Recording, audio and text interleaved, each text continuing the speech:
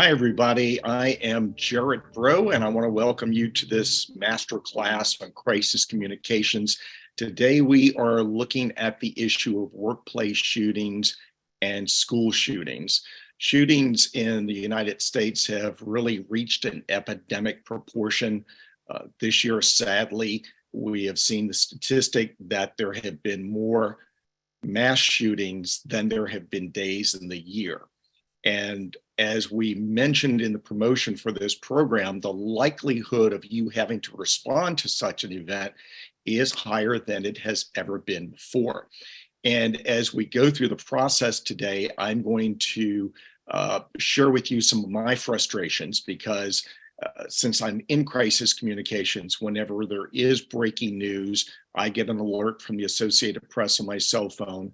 I immediately go and start watching whatever news outlet I can, and I see the same communications failures over and over and over again. And I'm not even going to say communications mistakes, I'm going to say communications failures. So we're going to talk about those failures, but the important thing is we're going to give you tools so that you don't fall prey to those same failures that so many other people have to deal with whenever there is a workplace shooting. For me, a crisis is a crisis. Every crisis is about how you can, from a communication standpoint, how you can gather information quickly, how you can prepare a statement quickly, how you can push that information out to your important audiences as quickly as possible. So those are the things that we're going to deal with today. I will begin sharing my presentation here with you. I want to give special thanks to NACD, the National Association of Chemicals Distributors, for being a co-sponsor of this event, as well as Axon Underwriting. NACD members are our single largest group of subscribers to Situation Hub. And as a result, they have been very active with us. And also, Axon is a major underwriter for members of the National Association of Chemical Distributors. And therefore, everyone who is an Axon customer is also eligible for 10% off on their Situation Hub subscription.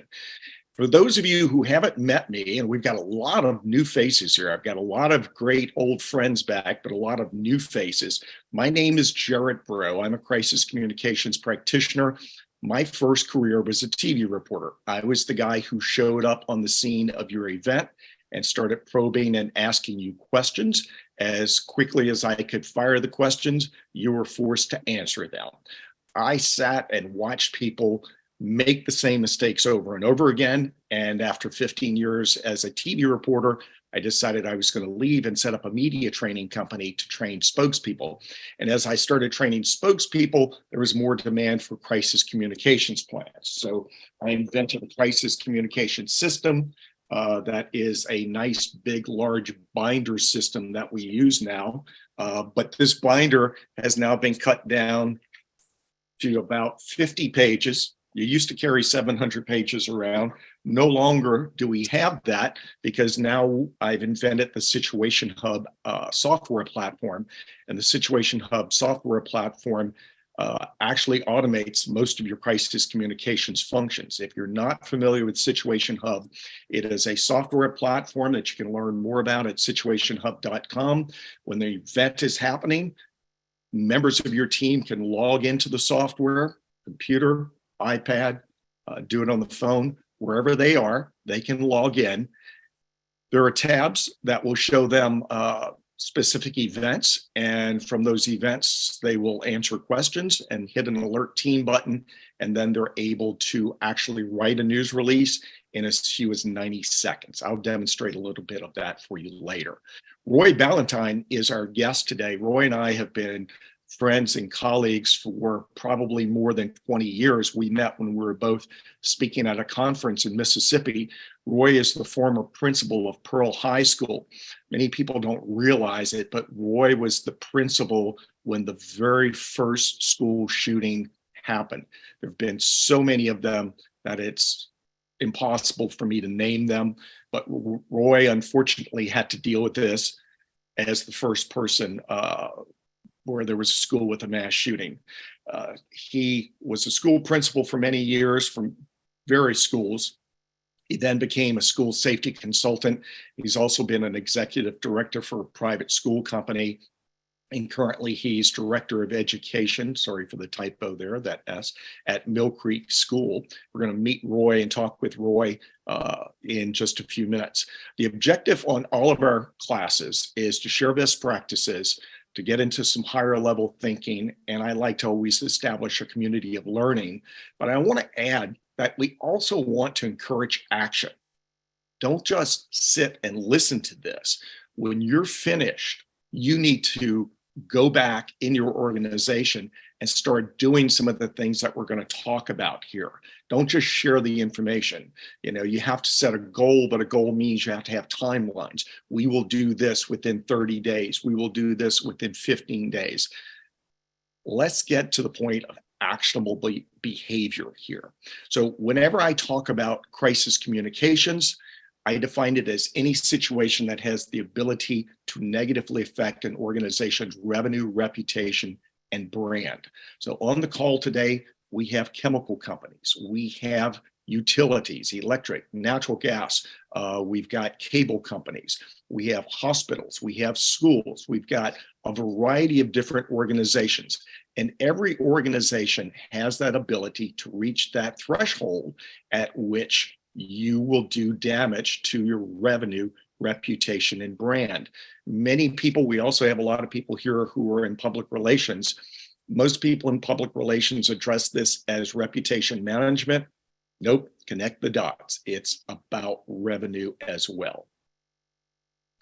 Part of what we want to do today is break the mold. When we look at workplace shootings and when we look at school shootings, I have to emphasize that no matter how horrible the event is, someone must be assigned to communicate. People need to know what is going on.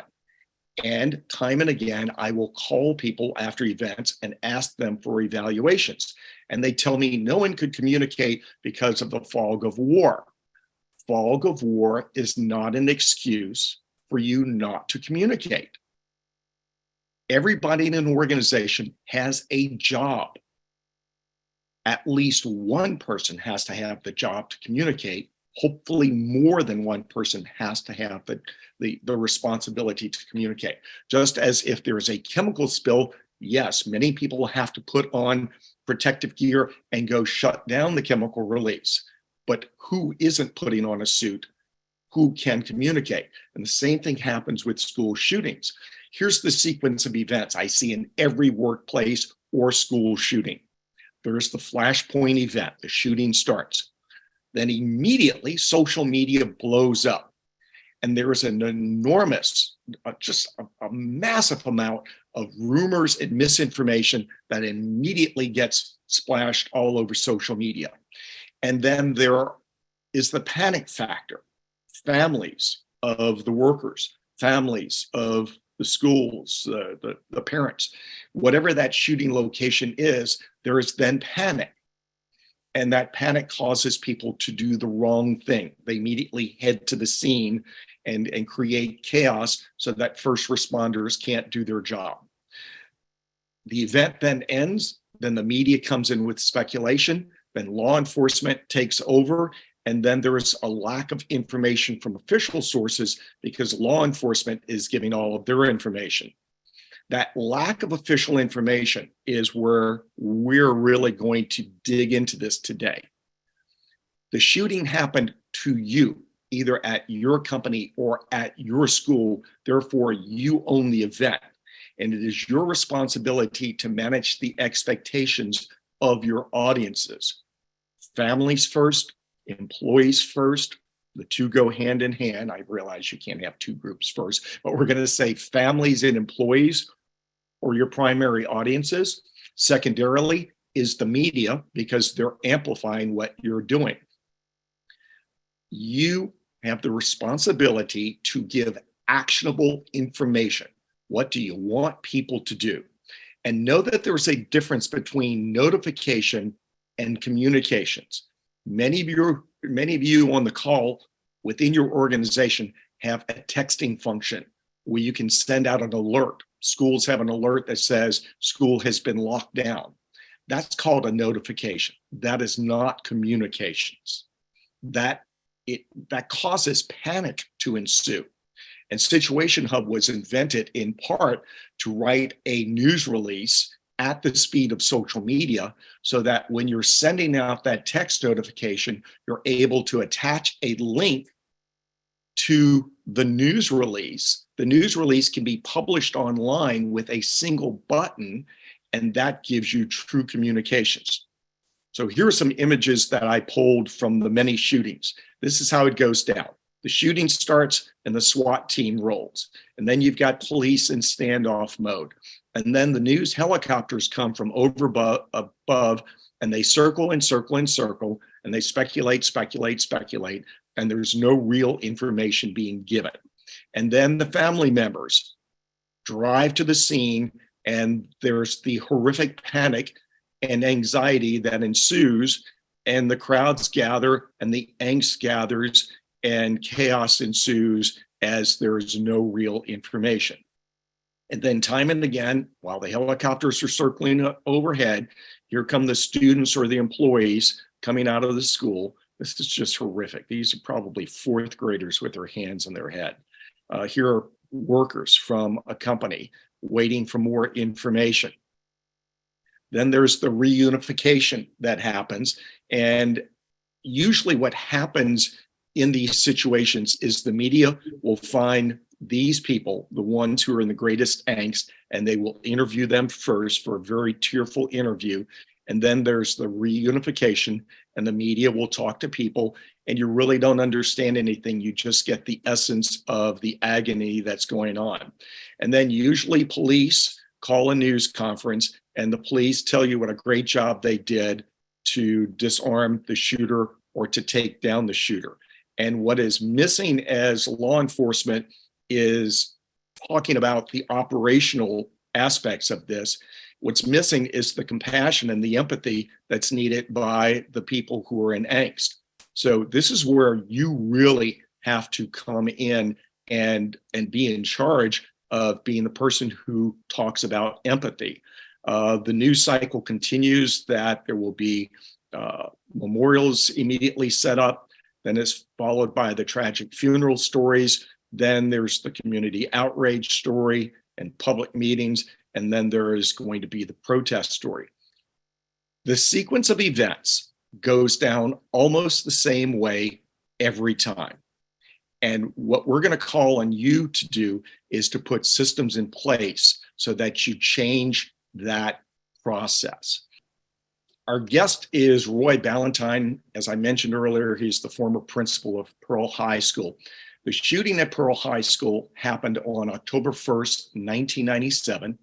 The shooter was a 16-year-old 11th grader. His name was Luke Woodham. He killed two students, and one of the students that he killed was his former girlfriend. He injured 7 other people. Prior to beginning the shooting, Luke killed his mother at their home. Luke, I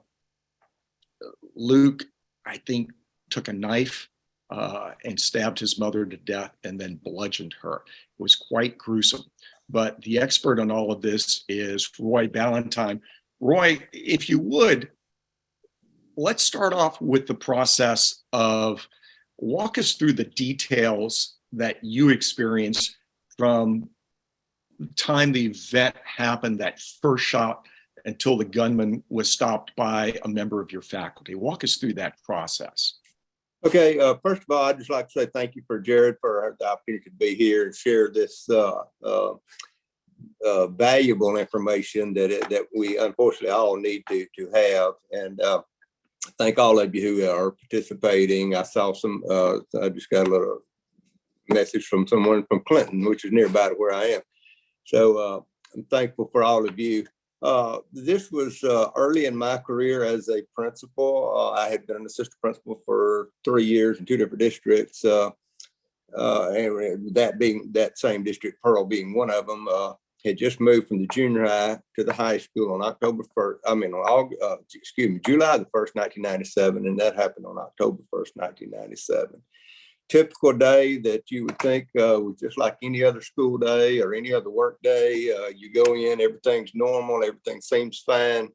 And all of that changed in literally an instant when Luke Woodham entered the school and opened fire, and which ultimately killed 2 students, as Gerard mentioned, and later determined that he had killed his mother.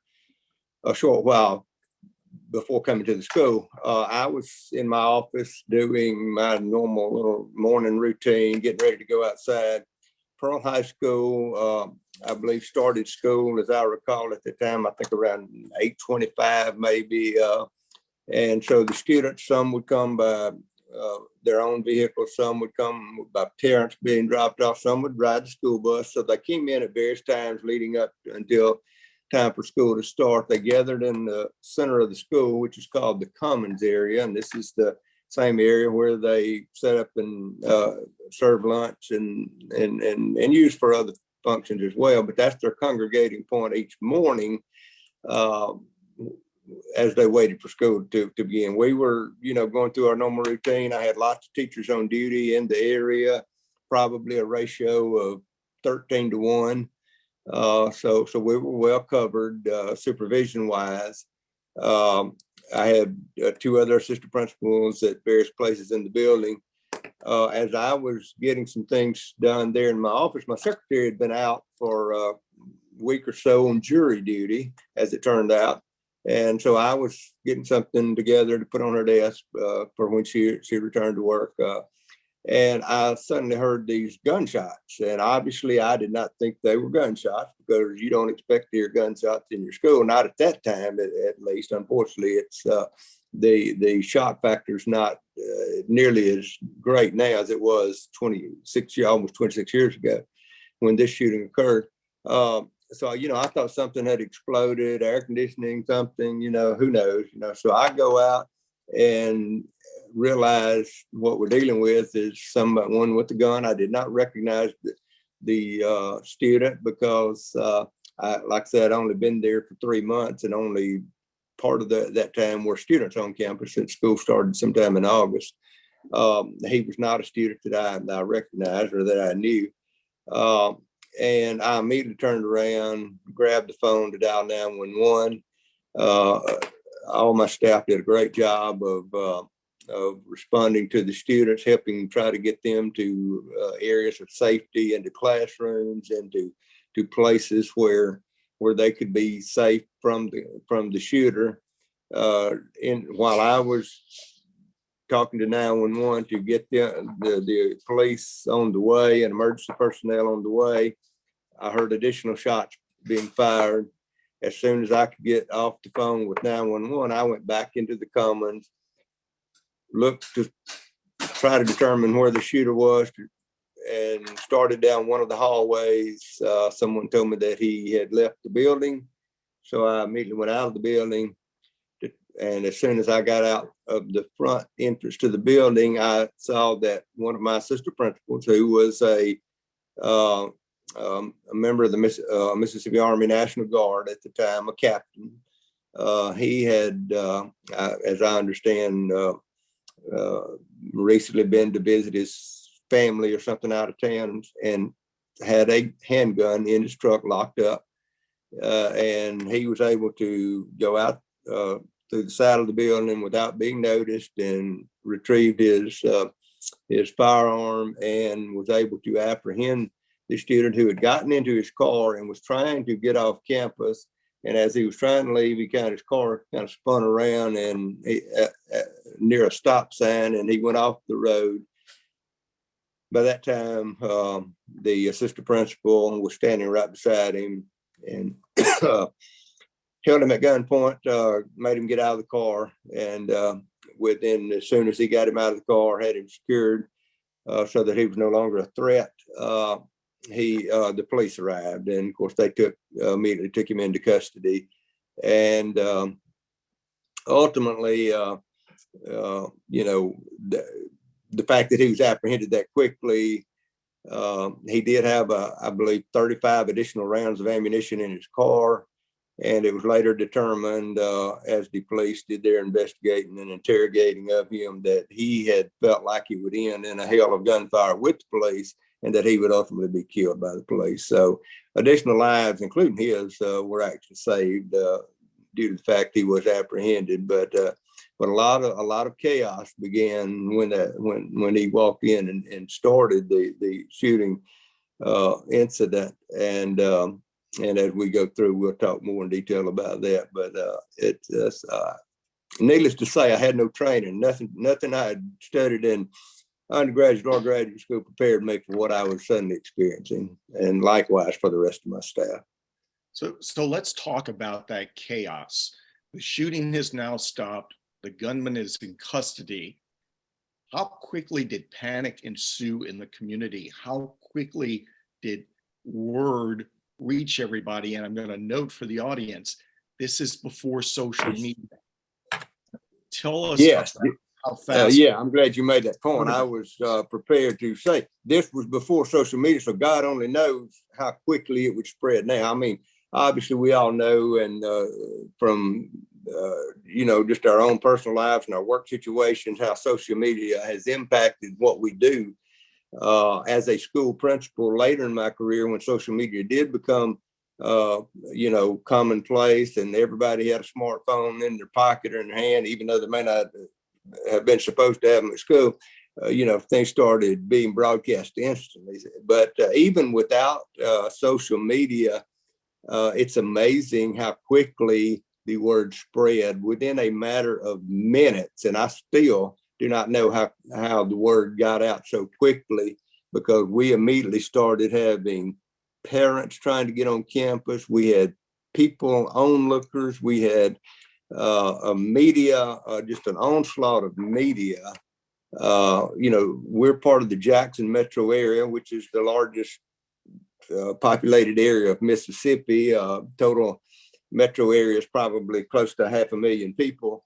So we have all the major television networks have local affiliates here, and they were literally on our campus in probably 30 minutes or less.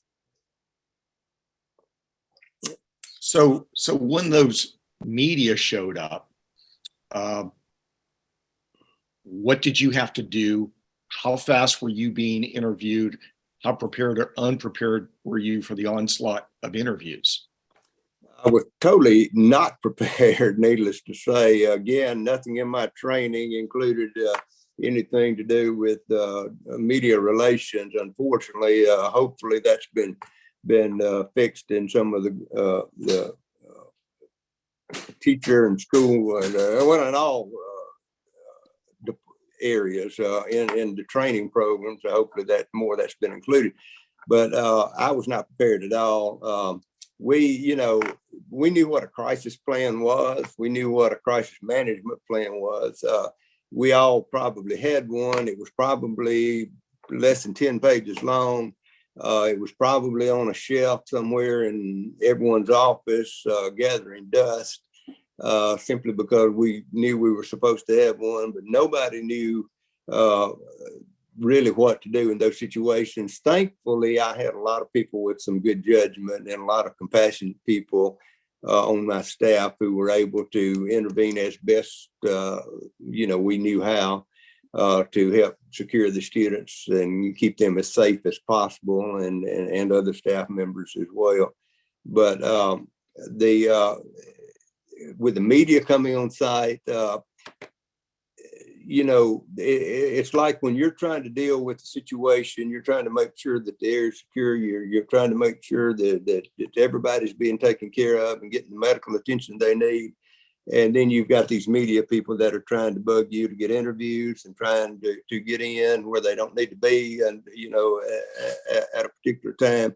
So it really created a lot of difficulty for us. We actually did not release a statement until sometime after lunch, I'm gonna back up. It wasn't after lunch. It was later that morning.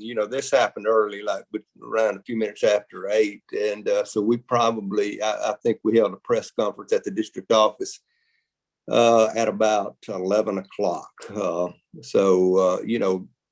worked out okay, but it would have been ideal if we could have communicated something to the media to get accurate information out to the public more quickly and more timely than what we were able to. Yeah, because there is that cycle of speculation and the repeat Yes. rumors that goes on. And traditionally I would tell people in a crisis communications plan, you should communicate within 1 hour or less of the onset of the event. My rule now is 15 minutes or less, because certainly if you have software like Situation Hub, you're able to create a news release in 90 seconds, and with one button alert your entire team, and with another button publish it to the web. Tell me what the onslaught of interviews were. How many interviews did you have to do that first day? And then, when did the national media show up in addition to your local media? And what was the pressure on you as you went through that Good Morning America, Today Show, CBS Morning News type sequence? Tell us about the pressure on you there, and how many of those interviews did you have to do? Sure. I'm sure, that's been almost 26 years ago, but I feel like, as I recall, I probably spoke with all the local media that day, with all the major television networks, their local affiliates.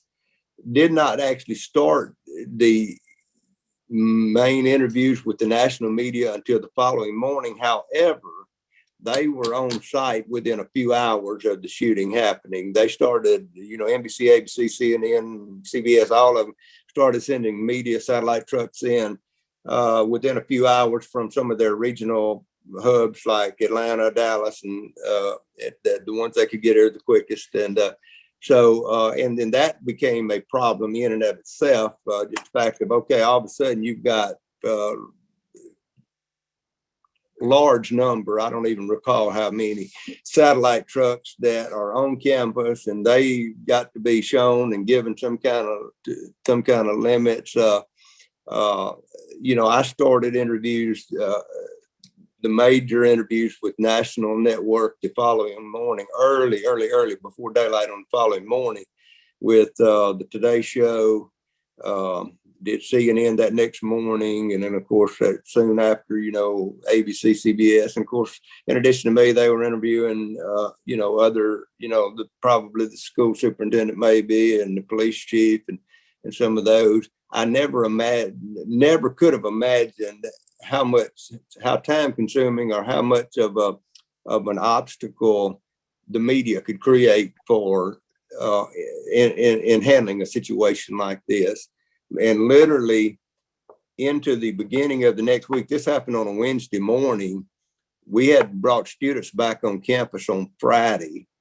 We got our counseling efforts organized and coordinated and ready to go on Friday. And we allowed students to come back on an at-will basis on Friday, and then the following month for counseling and that sort of thing. And on the following Monday, we had a school day. Now, granted, it wasn't a normal school day, but we felt like we needed to get back to a sense of normalcy as quickly as possible.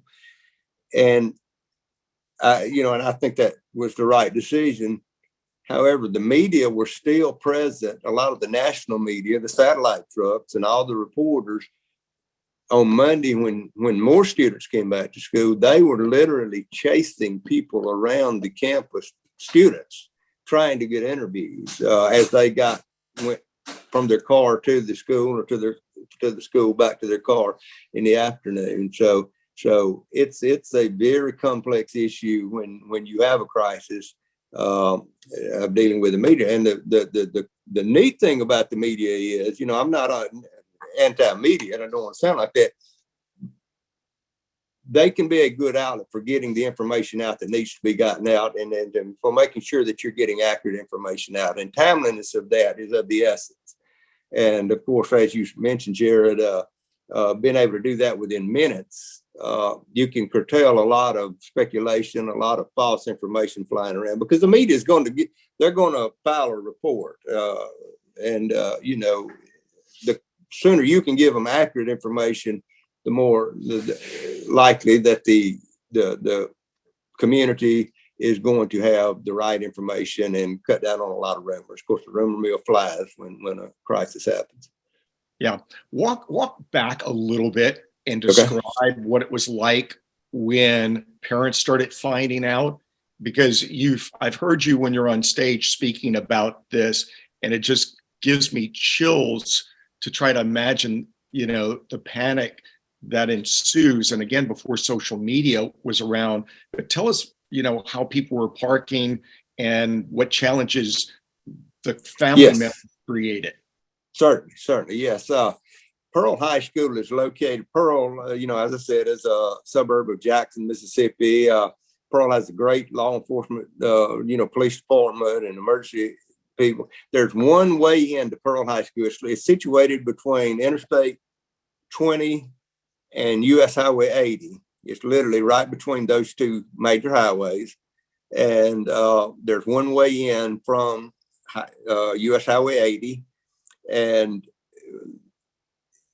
so as the emergency personnel were coming, of course, we had lots of law enforcement officers, the police department, sheriff's departments, neighboring police departments, the ambulances, the fire and rescue people.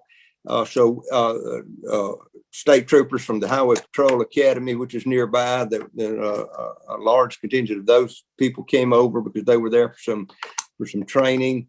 And so suddenly we have so many people, so many parents, and so many media people trying to get down Pirate Cove, which is the name of the street that comes down into the school campus, that the emergency personnel literally had to get off of the road and drive across the grass because these parents and people, and you can understand that parents are anxious. They want to know that their child is okay. You can certainly understand that. But at the same time, you want to be able to manage that chaos so that everybody can get the attention, the medical attention, and the types of attention that they need.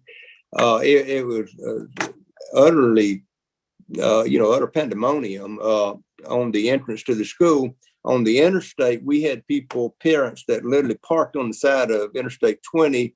And of course, as you know, with all interstate highways, there's a fence.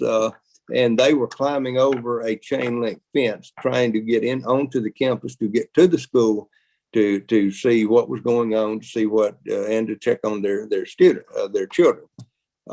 So anything we can do that we've learned now, and use and the tools that we have that we did not have 26 years ago, would be a great asset to manage all of that, so that we can manage the chaos, get the correct information out, and allow injured people to get the attention they need. Yeah. So as I talk about managing expectations, audience, here are a couple of things that Roy just touched on. Manage the expectations of those family members. In your statement that you write, tell them where you want them to go. But also on a clear, sunny day, long before you ever have to deal with this, you have to decide a couple of things. Where will you have a reunification area? And if you're a school, prior to the school year or at the beginning of the school year during orientation, you need to let them know if there is an unfortunate event, whether it's a tornado, a shooting, or anything else that happens. Our official reunification area is at this place. It might be at another school, it might be in the Walmart parking lot, wherever it happens to be. Those of you in corporate settings, you need to look around. Where can you send people within a mile of your business and say, this is the parking lot? And of course, work it out with the people who own that parking lot to know where that reunification area is. School, it might be the football stadium or something like that. But ideally, you don't want people coming into your workplace or into your school and blocking the pathway of emergency responders. Likewise, one of the things you touched on, Roy, was the amount of media. You need to predetermine on a clear, sunny day in your crisis communications plan, where will you direct media? Because you don't want the media crowding your main parking lot. You need to know every crisis communications plan I write has an interior news conference site. I have an in the front door, in the front parking lot site, but then I have an offsite location. And in a situation like this, you really want to move them into that offsite location. Caution, do not put the media location at the same place as the reunification area. The media will dispatch multiple crews. They will eventually find the reunification area, but as much as possible, you want to direct those live trucks. And of course, now you don't even have to have a satellite truck to do a live interview. I'm notorious when hurricanes come that I pull out my iPhone, stand on my front porch with Lake Pontchartrain here over my shoulder and do live reports. And it still astounds me that I can do this. My last official hurricane as a journalist had a satellite truck. And now I'm doing weather reports with this, and news crews actually have just a camera and cell phones now doing this. Roy, I appreciate your time. Any final thoughts or words of wisdom that you want to share with the group before we dig into some action items for them? To reiterate what you just said a minute ago, Jared, about the reunification sites and communicating that information. We had no way to communicate that information. We determined that our reunification site would be at the junior high school, which is a mile away from the high school. We had no way to communicate that to the parents for them to know. So we loaded the students back on buses as they were coming in. We didn't take them off the bus, and the ones that had already got off, or that were in the building on campus, we loaded them on buses to take them there.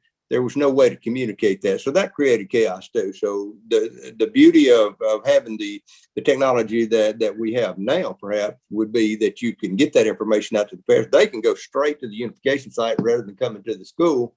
And because phone lines were tied up, cell phones were still kind of fairly new at that time. And phone lines were literally tied up, networks all around, so that was a problem in and of itself as well. Roy, I appreciate it so much. Stay on the line. I'm going to mute you now, but we'll make you available for questions after we go through a few items Sure. on the to-do list here. Thank you. I appreciate it, and I know that it's one of those experiences that stays with you forever, and I just greatly appreciate you taking time to share with people here. And if any of you are in this school system and you need Roy to assist you, by all means, let's reach out. I'll give you his contact information if you want to have Roy give you further guidance. What I want everyone here in the master class to do right now is to get out a pen and paper and start taking some notes. And I want you to make a commitment. And I want that commitment to begin with the 30-day strategy. What will you do in the next 30 days to get the tools that you need in order to do this? And of course, like any master class, before we wrap up, we're going to go through what you need, and I'll give you the opportunity to get a couple of special gifts from me as we go through the process. One of the things I want in that 30-day strategy is to nail down the process of having a crisis communications plan. Crisis communications plan is a document that is intended for you to read. You write it on a clear, sunny day when your head is clear, and you read it step by step as you're going through the crisis. My first crisis communications plan was for a chemical company. I wrote it for 90 days straight. I tore it down, and I spent the next 90 days writing it again. I tore that down. I spent the next 90 days writing it again. And over the course of 25 to 30 years, it has evolved. And the latest evolution of my crisis communications plan is that I automate a portion of it with Situation Hub, but there's still a portion of it that's written. The secret sauce that I've always used was you don't need a different plan for communications. An incident requires a special plan for fire, special plan for shooting, special plan for each chemical product you might have. But where the differentiation comes in your crisis communications plan is how many pre-written statements you have. And in Situation Hub, one of the things that we've really tried to do is to build in all of those pre-written statements. Let me share my screen with you just to give you an idea of what I want you to do. So you can either subscribe to Situation Hub, or you can write your own. Writing your own usually takes about 5 hours to write a single document, depending on the complexity of it. But here you're looking at the interface for Situation Hub. First critical statement is a holding statement. I have active shooter for after the event is over, but I also have active shooter for during the event, because you can now be in a closet with your cell phone and Situation Hub and creating a statement. It goes on. I've got events adjacent to campuses. You're looking at a school version of this. We've got bombs, we've got COVID, we've got IT hacks, we've got social media issues. Chemical companies have fires and chemical spills and things like that. And I'll show you how fast it is. I wrote 2 statements prior to us going on the air. I went into the Situation Hub and created some statements. And one of the things that we were able to do was, I basically wanted to look at, can I create in real time a statement from a closet? So yes, I literally put myself in the closet in a dark space, and I took out my cell phone to try to create the statement for you. And the first one I created took me 90 seconds to create.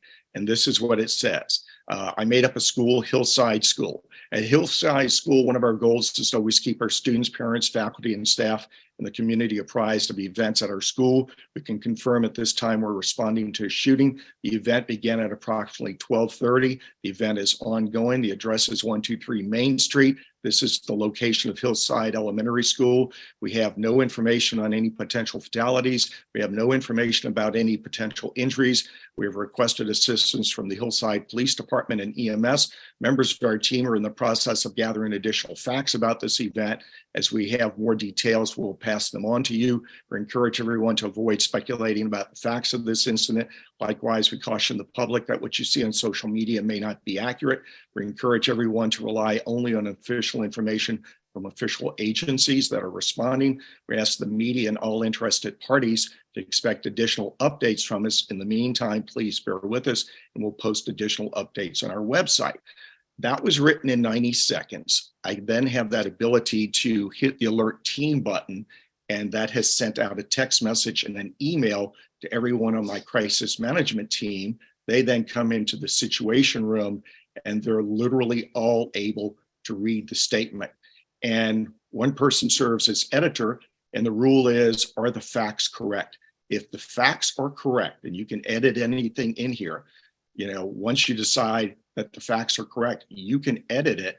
And then there's this button that says publish statement, and that puts it up on the internet. And that statement is already out there. And you can literally add this as a link to any text messaging that you're sending out, any tweets that you send out. And that's how fast you're able to create a statement. I then went in and created a more robust statement, and I'll read it to you so you can see the essence of this one. This one has a more compassionate preamble. It begins at Hillside Elementary. One of our goals is to provide a safe environment for our students, employees, and guests as we manage our day-to-day activities. However, we know that the sad reality of today's world is that there are those who are capable of disrupting the lives of others for whatever motives they might have. In today's world, someone who is determined to commit an act of violence may choose to do so anywhere, anytime. Currently, we're dealing with and responding to an act of violence on our campus. This is what we know at this time. We can confirm an active shooting is currently underway on our campus. The address is 123 Main Street. Because this is an ongoing situation, we're limited in what we can tell you. We also caution the media to exercise great caution and restraint in your reporting. What you say in your reports may likely be heard by the people involved. What you say in your reports may compromise the efforts of law enforcement as they attempt to safely resolve the situation. We also ask the public to refrain from making posts about the event on social media. Your posts may unintentionally compromise the work of responders, compromise the safety of individuals inside, or communicate inaccurate information to family members. The incident began at 12:30. We've requested assistance from the Hillside Police Department and EMS. The police are en route. Currently, there is one shooter. The shooter entered through our front door. At this time, we continue to hear shots being fired. At this time, police are attempting to disarm the shooter. As to the extent to which the shooter is armed, we do not know how many guns the shooter may have. As for the motive behind this act, it would be inappropriate to speculate at this time. A command center is being established. A reunification area for family members is expected to be designated soon. As for those who are still inside, we do not know how many people are inside at this time. We have no information at this time to release regarding any victims or potential victims. We have no information about any potential injuries. For all other details, contact the appropriate agencies. We will continue to monitor this situation and keep you apprised if there are any changes, and we'll post any updates to our website. So that one I also did on my phone, and that one took me 4.5 minutes to execute that one. So the fog of war can't be an excuse if there are tools that you can actually use. 2 different statements, 2 different tones. Part of what we're trying to do in each one is, I know those news helicopters are flying over, and I know speculation is going to happen. And the first thing they're going to do is they need to fill time. They're actually going to call Roy in many cases. Roy, you will see on the news many times that he gets called in to be that third-party expert. And he's going to join by Zoom or satellite or whatever. And Roy's going to give background information, but no one has actual facts, and no one's managing the expectations of the family members. So those types of statements in Situation Hub are designed to really manage the expectations of the audience in real time. We told those parents in that statement there would be a reunification area, and I can add anything I want into that. I can edit it, but all of the words that you see in those statements, I write on a clear sunny day and I load them in.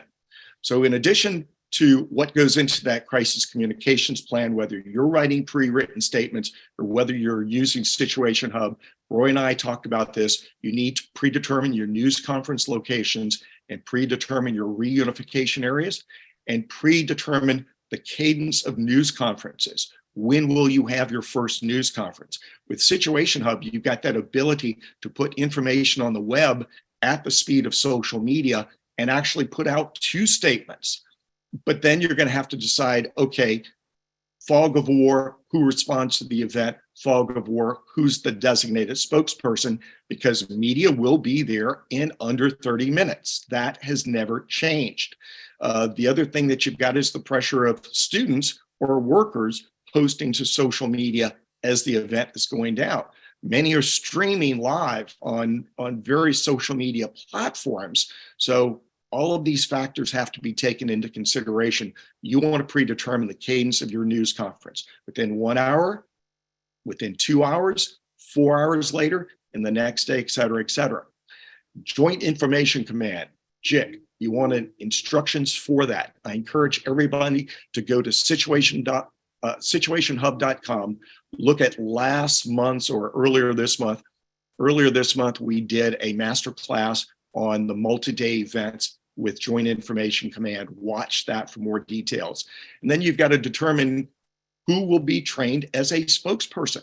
Somebody has to go out there. With Situation Hub, the beauty is you give them a script and they're reading that script, and that script is written for the spoken word. And so we're kind of solving part of the media training problem, that we're no longer forcing people to be fast on their feet and to improvise and to ad lib. And then you've got to, in your plan, not only outline who those spokespeople are, but you want to write out the logistics very specifically for news conferences. My goal for you is that within the first 15 minutes, something gets set. It has to be fast, factual, no fluff. That is my rule. Fast, factual, no fluff. We've got to terminate this terminal problem of wordsmithing and angsting over every word and fighting over commas. A fast holding statement, in Situation Hub, we call it the first critical statement, but a fast holding statement is something every organization needs. You've got to communicate at the speed of social media, and you have to find a way to get that statement to the web. Don't mess with social media in the middle of your crisis. Social media is just chaos. Those of you who know me know that I can go on for about 2 hours ranting like an old man in his front yard telling kids, get off my lawn. I can do that rant about why social media is not your priority. Have direct communications with your audience by email, by the internet, by places where you don't have to interact in those early hours with people. Manage the expectations and fill the void of information. Now, your information sequence, I love to see people go quickly to the web. Basic who, what, when, and where. Don't talk about why. Don't talk about how. And you saw in both of those two statements I gave you, it was who, what, when, where. We deflected speculation on why and how with pre-written sentences that said it would be inappropriate for us to speculate. Make sure that there is empathy as you go through the status update. So as you find out about more individuals, Situation Hub has sympathy statements written in your pre-written plans. If you're going to do them on paper, you need to make sure you have really solid empathy statements. It is very hard to get away from cliches. I worked weeks to come up with new language to try to put in empathy statements that got away from cliches. Then the second statement should come out within an hour. It's going to have more details and it's going to be heavier on empathy. That first statement won't have any information about dead or injured. The second statement may then start getting into how many are dead, how many are injured, sometimes how many are missing. And the first news conference, you have a statement, read the statement. Everything that you know should be in that statement. You have to practice before you go out there. We've got a number of media training master classes. Go back and look at some of those. Those of you who are a National Association of Chemical Distributor members, I have a full media training class available on the NACD website. But scripts make news conferences so much easier. The third statement is probably going to come out within 2 hours, more empathy, more details, more dead, more injured, more missing. In the second news conference, read a statement, don't ad lib. By the second news conference, it's probably going to transition into a joint information news conference. My role is do not let police take over your news event because they are not the ones communicating the ultimate empathy. I saw a news conference after one shooting probably a year ago, and it broke my heart because the police spoke and talked about their operational things, and then they brought up someone from the state police, and I think then someone from ATF, and then a congressman was there, and then a city council members and a mayor were there. There were probably 10 people who spoke before the school principal and before the school principal and the administrator of the school system spoke to convey empathy. And that is completely unacceptable. Let's get back into this as we head into the final minutes here. Day one, you're going to have those web updates, those news conferences, midday updates, late day afternoons, possibly something in the early evening. Day two, you're going to have news conferences in the morning, news conferences in the afternoon, probably two. Often you can just give updates by bullet point and you just try to help the media meet their deadline. The story cycle is going to be day one, what happened. Day two, they're going to talk about the shooter and start profiling victims. Day three will be memorials. Day four will sadly be funerals. Day five will be blame and protest. Day six, they'll be saying, tomorrow will be 1 week since the tragic shooting at insert the name of your organization here. And then day seven, it's been 1 week. And then those stories will continue on various anniversaries of 1 month, 6 months, 1 year. When I planned this, I didn't realize yesterday was the 1 year anniversary of Uvalde. And sure enough, there were just tons of stories about that. Let me give you a deal of the day. good for 30 days. If you subscribe to Situation Hub, I will help you roll out a crisis communications plan for as little as $5,000. I've got this down to a system to where if you need this done for you, I can pretty much automate it for you in about a day. For you to do a crisis communications plan with me means that you're going to do several days of pre-work. I'll give you assignments, and we're going to get together virtually in as few as 5 hours. We can have a plan ready to go with Situation Hub. So if you want to know more about that, reach out to me afterwards.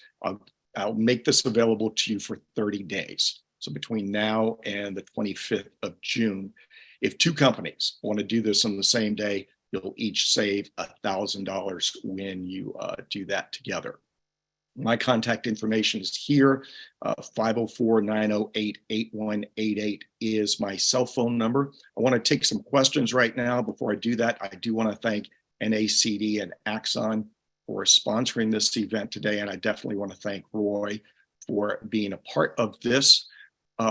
What questions, audience, do you have? I know a couple of people were trying to send a few texts. Somebody wants to know if you can get copies of the slides. I'm not going to give you the slides per se, but you'll have a full copy of the recording that you can share. What else, folks? What questions do you have? Just put in the chat who you are and what your question is, and we'll unmute you if you have a question.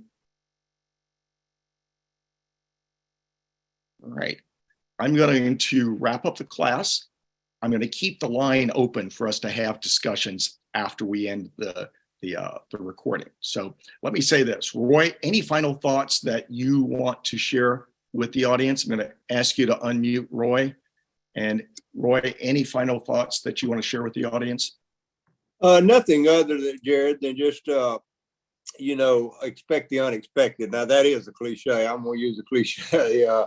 Expect the unexpected. It's not, I wish I could sit here and say, I know the answer for stopping these school shootings, these workplace shootings, other types of violence. I don't. No one has the answer. They are going to continue to happen, unfortunately.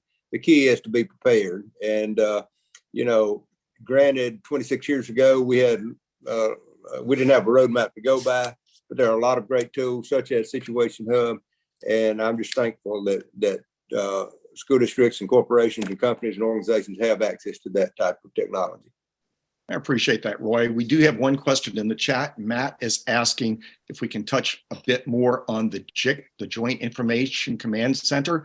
There is an entire masterclass that is at situationhub.com. Go into the blog section, and we have a 1-hour class that is really intended to be a companion to this class that really walks you through the Joint Information Command. Russ Roberts, a former executive with ExxonMobil, joined us earlier this month and talked about this. I want to thank all of you for being a part of this masterclass. It's always a pleasure for me to spend time with you. My goal for you is to know that you're going to take some specific action, and I hope that you will set up a 30-day plan, and I hope that you will reach out to me with any questions you have. I am here to serve as your assistant in any way I can. As we wrap up today, I want to say thank you to everybody. I want to remind you of the deal of the day, which is good for 30 days. If you subscribe to Situation Hub, you can also license my crisis communications plan for a one-time fee of $5,000. We will spend a day together virtually customizing your plan to fit your business model. And if two companies of the same kind want to customize their plans together on the same day, I'll reduce that by another $1,000 for each of you. So that could be two schools, it could be two small chemical companies, chemical distributors, maybe two rural electric cooperatives. So please take advantage of this. I've asked that you spend 30 days to make a commitment to put the tools in place. These are the tools you need: Situation Hub and a crisis communications plan, and you are good to go.